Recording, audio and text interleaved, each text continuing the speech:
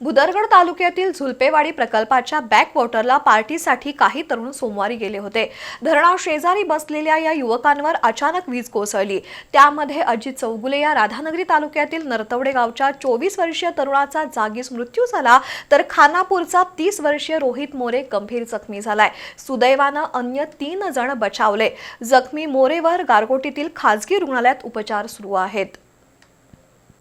आजरा तालुक्यातील आरदाळ, राधानगरी तालुक्यातील नरतवडेसह विविध गावातील 5 तरुण झुलपेवाडी प्रकल्पाच्या बॅकवॉटरला पार्टीसाठी गेले होते.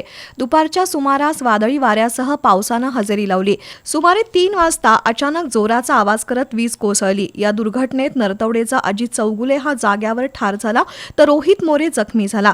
एक जण 15 फूट अंतरावर होता, तर 2 जण पिण्यासाठी पाणी आणण्यासाठी गेल्यामुळे सुदैवानं बचावले.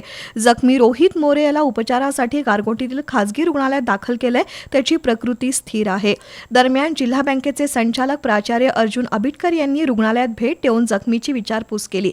रोहितला पाहण्यासाठी रुग्णालयात मोठी गर्दी झाली होती. विच्छेदनानंतर रात्री उशिरा अजितचा मृतदेह नातेवाईकांच्या ताब्यात देण्यात आला. मृत अजित याच्या पश्चात पत्नी, आई वडील असा परिवार आहे.